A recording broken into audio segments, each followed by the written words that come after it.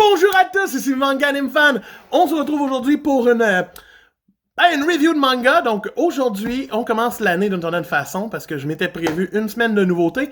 Et comme de fait, c'est le temps de la première nouveauté que je lis cette année. Teenage Renaissance! Publié par Agatha dans leur collection What the F.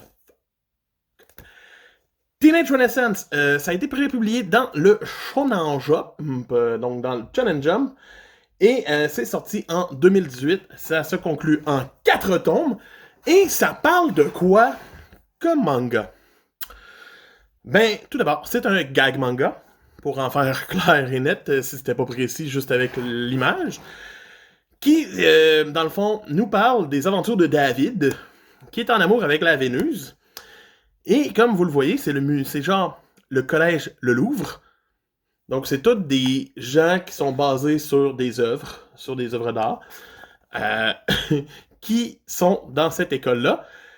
Et le but de David, c'est de sortir avec. Aussi simple que ça. C'est la plus belle fille, il la veut, ça finit là.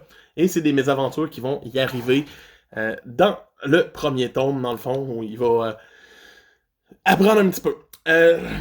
Ce que j'ai vraiment aimé de l'œuvre, jusqu'à là, c'est tous les hommages qu'il y a aux œuvres classiques. Donc, il y en a beaucoup. L'explication, l'auteur nous met des belles pages d'explication pour expliquer le pourquoi, le personnage, la sculpture, ça vient d'où. C'est vraiment intelligent. C'est pas tout le temps drôle. Les situations sont correctes. Mais le fait que ce soit des hommages, tout, on rencontre Mona Lisa, qui est un personnage qui a la face comme ça parce que elle est gênée. Ça n'a juste pas de bon sens, c'est n'importe quoi. Mais c'est agréable. Leur professeur titulaire, what the... hein? Mais j'aime surtout ce qu'il y a dans sa propre bouche. C'est un monde d'art solide. Côté graphique, côté œuvre, c'est vraiment comme wow. Côté humour, c'est comme... On a beaucoup de jokes de pipi. Beaucoup. Mais il y a des moments assez sympathiques. Il n'y a pas juste des hommages à l'art. Goliath est quand même un viking, ce qui est quand même intéressant à regarder. Mais il y a des hommages aussi à des films. Aux Dents de la Mer, ici, en l'occurrence. C'est l'affiche. C'est juste beau. J'aime les petites touches de même. C'est le fun pour quelqu'un qui connaît les références. Quelqu'un qui les connaît pas va peut-être trouver que c'est long et redondant.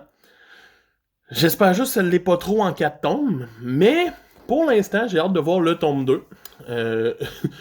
Et le 3 et le 4. Je suis intrigué. Et bien sûr, le tome se conclut après 9 chapitres dans ce tome-ci. Et il reste tout ça. Et c'est quoi qu'il y a à la fin? Un one-shot que l'auteur a fait quand il était à l'école, qui s'appelle Yoshida, le méga maximateur. On voit un peu le prototype d'un David, sans être un David. Si David était de même, j'aurais lancé la série au bout de mes bras. Dans le fond, c'est l'histoire d'un gars qui veut absolument avoir des petites culottes.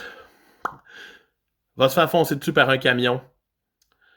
Puis va développer une maladie chronique que s'il voit pas une paire de petites culottes pendant la journée, il meurt. Puis quand il en voit une, il devient un peu plus fort. Fait qu'à la fin du chapitre, quand il y a un astéroïde qui s'en va pour s'écraser sur leur lycée, pour sauver le lycée et celle qu'il aime, il va regarder 1000 paires de petites culottes et détruire l'astéroïde. Sincèrement, si ça avait été le manga, c'était bye-bye. Plus jamais te revoir. Mais en tant que tel, David Teenage Renaissance mérite d'être au moins essayé pour ses appels à l'œuvre, pour les moments qu'on peut voir qui sont clairement inspirés d'œuvres existantes que l'auteur va expliquer. Il va dire c'est de où, quelle année et tout le kit. Fait que, ouais, intriguant comme début d'année. Vraiment, j'ai hâte de voir la suite. C'est un Manga Anime Fan qui vous dit à demain pour plus. Bye!